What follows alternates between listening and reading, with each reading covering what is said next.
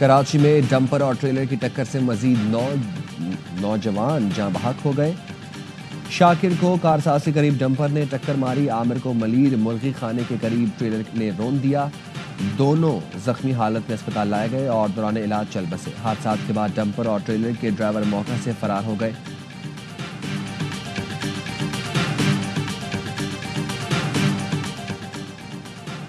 और लाहौर, फैसलाबाद, सरगोधा, ओकाड़ा, पाकपतन, चीचावतनी और कमालिया समेत पंजाब के मुख्तलिफ शहरों में रात को बारिश से मौसम सर्द हो गया। महकमे मौसमियात ने आज इस्लामाबाद, पेशावर, दीर, चित्राल, सवात, कश्मीर और गिलगित बल्तिस्तान में अक्सर मकामात पर बारिश और पहाड़ों पर बर्फबारी की पेशगोई की है। पाकिस्तान टीम पहले इम्तिहान में नाकाम। चैंपियंस ट्रॉफी के पहले मैच में न्यूजीलैंड ने दिफाई चैंपियन को 60 रन से हरा दिया। 321 रन के ताकुब में कौमी टीम 260 रन बना सकी। खुशदिल शाह ने 69 रन बनाए लेकिन मैच फिनिश न कर सके। बाबर आजम की मुजाहमत 64 रन पर दम तोड़ गई। हदफ के ताकुब में पाकिस्तान आगाज अच्छा नहीं रहा। फखर इंजरी की वजह से ओपनर न आए। साउद शकील बतौर ओपनर नाकाम।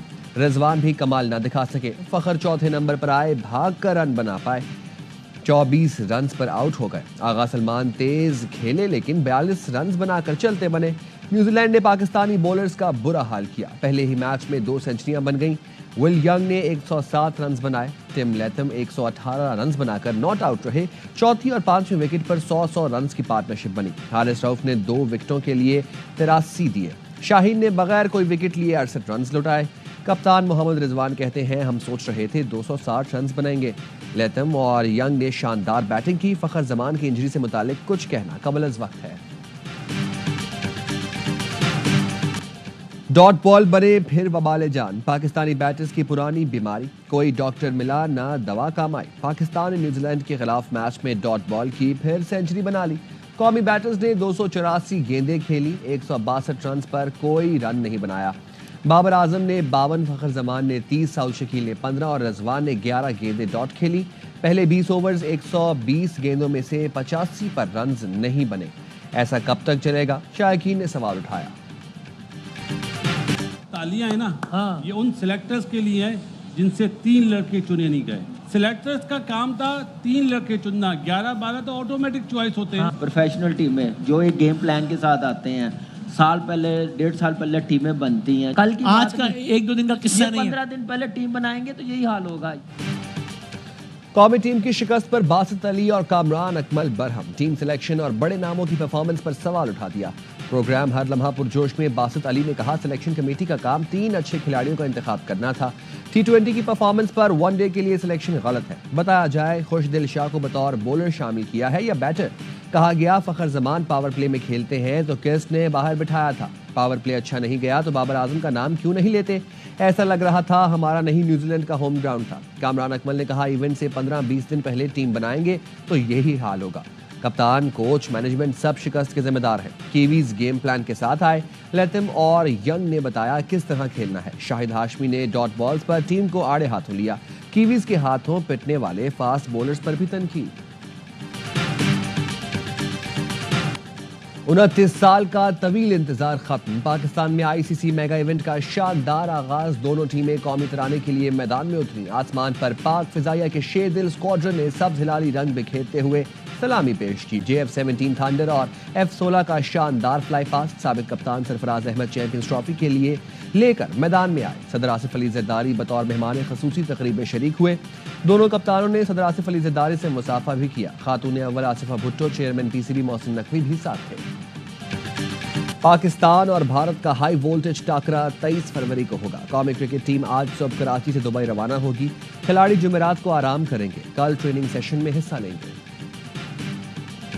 पाकिस्तान से पहले बांग्लादेश के मैच पर फोकस है। हर मैच अहम है। जीत के लिए मैदान में उतरेंगे। एक मैच हारने से दबाव बढ़ जाता है। भारतीय कप्तान रोहित शर्मा की प्रेस कॉन्फ्रेंस। बांग्लादेशी कप्तान नजमुल हसन शांतु ने कहा कि चैंपियंस ट्रॉफी कोई भी टीम जीत सकती है। मुखालिफ टीम को शिकस्त देने के लिए पुरअज़्म है। पाकिस्तान में चैंपियंस ट्रॉफी का शानदार आगाज। भारतीय मीडिया को लग गई आग। झूठे प्रोपेगेंडे और बोगस खबरों से रंग में भंग डालने की कोशिश। सोशल मीडिया पर बेसरोपा खबरों का तूफान उठा दिया। स्टेडियम के करीब धमाके की खबर दी तो कहीं फ्लाई पास्ट को नाकाम शो करार दिया। भारतीय झंडे का तनाज़ा गर्म करने की कोशिश भी नाकाम हो गई।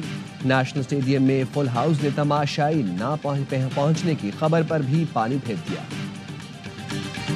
वज़ीर-ए-आज़म शहबाज शरीफ की चीफ जस्टिस याहिया अफरीदी से मुलाकात। चीफ जस्टिस को जिम्मेदारियां संभालने पर मुबारकबाद दी, नेक ख्वाहिशात का इजहार भी किया। स्टेक होल्डर से मुशावरत के इक़दाम को सराहा। मुल्क की मौशी सूरत हाल और सिक्योरिटी चैलेंजेस पर भी गुफ्तगू हुई। वज़ीर-ए-आज़म ने मुख्तलिफ अदालतों में तवील मुद्दत से ज़ेरे इल्तवा टैक्स तनाज़ात से मुतालिक आगाह किया और मेरिट पर जल्द फैसलों की इस्तदा की। चीफ जस्टिस ने वज़ीर-ए-आज़म से निज़ाम इंसाफ में बेहतरी लाने के लिए तजावीज़ भी मांगी। वज़ीर-ए-आज़म की चीफ जस्टिस को लापता अफराद से मुतालिक मौसर इक़दामात में तेज़ी लाने की यकीन दहानी। सुप्रीम कोर्ट इलामी के मुताबिक वज़ीर-ए-आज़म चीफ जस्टिस की दावत पर आए। मुलाकात चीफ जस्टिस की रिफॉर्म्स एजेंडे का हिस्सा है। चीफ जस्टिस ने गुफ्तगू में कहा, पॉलिसी साजी पर अपोजिशन से भी तजावीज़ लें ताकि इस्लाहात गैर मुतनाज़ और पायदार हों। चीफ जस्टिस ने वज़ीर-ए-आज़म को एजाज़ी शील्ड भी पेश की।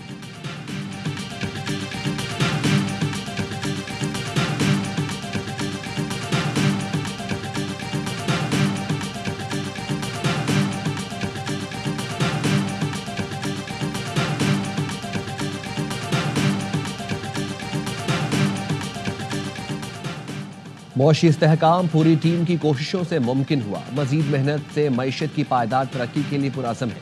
हुकूमत की अव्वलीन तरजीह सनत, ज़राअत, IT के शोबे में तरक्की, रोजगार की फराहमी और बरामदात में इजाफा है। मकामी सनत को इस काबिल बनाएंगे कि बरामदात में बैनुल अक़वामी मार्केट का मुकाबला कर सके। वज़ीर-ए-आज़म शहबाज शरीफ का इक़्तिसादी मुशावरती काउंसिल से खिताब। कहा, खित्ते में तिजारत के फ़रोग़ की मौजूदा इस्तेदाद से भरपूर फ़ायदा उठाएंगे। दूर दराज इलाकों तक इंटरनेट की फराहमी से IT बरामदात, फ्रीलांसर्स की तादाद में इजाफे के लिए कोशां हैं। डिजिटल करेंसी रेगुलेट करने से मुतालिक मुशावरत जारी।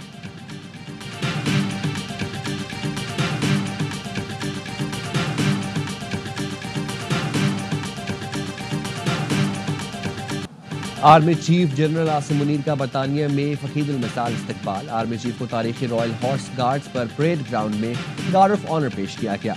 बरतानवी मिलिट्री बैंड की तरफ से पाकिस्तान का कौमी तराना बजाया गया। आर्मी चीफ बरतानवी अस्करी और सिविल क़यादत से अहम मुलाकातें करेंगे। बरतानवी आर्मी यूनिट्स का दौरा भी करेंगे। Army chief royal military academy Sandhurst में रीजनल कॉन्फ्रेंस में शिरकत करेंगे।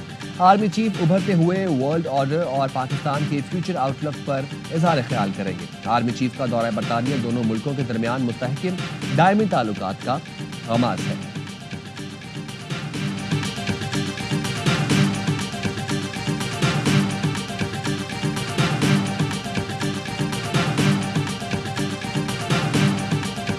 कौन है जिसने पाकिस्तान में पहली मरतबा फितना फसाद की सियासत का आगाज़ किया? पहली मरतबा इंतहा पसंदी, बदतमीज़ी, बदतहजीबी का कल्चर किसने ईजाद किया? मुझे नाम लेने की ज़रूरत नहीं है। तबाही कर दी इसने पाकिस्तान की। अल्लाह ताला का शुक्र है कि ये अब अपने खात्मे की जानिब। फितना फसाद के हवाले से आपके जहन में पहला नाम किसका आता है? बदतहजीबी और बदतमीज़ी का कल्चर किसने ईजाद किया? जवाब सबको पता है। वज़ीर आला पंजाब मरीम नवाज का इलेक्ट्रिक बसों की इफ्तिताही तकरीब से खिताब। कहा, आज भी मेरी कारकर्दगी पर कोई बात नहीं कर सकता। दूसरे सूबों के पास भी बात करने के लिए कुछ नहीं, सिर्फ ये कहते हैं चचा वज़ीर आज़म पैसे देता है और भतीजी वज़ीर आला खर्च करती है। हल्फ उठाकर कहती हूँ, वज़ीर आज़म शहबाज शरीफ से कोई भी मंसूबा नहीं मांगा। कोशिश है पंजाब की आमदन के ज़राए बढ़ाऊं ताकि मंसूबे लगा सके। मुझसे ज़्यादा वफाक से बाकी सूबे किसी ना किसी बहाने से ज़्यादा ले जाते हैं।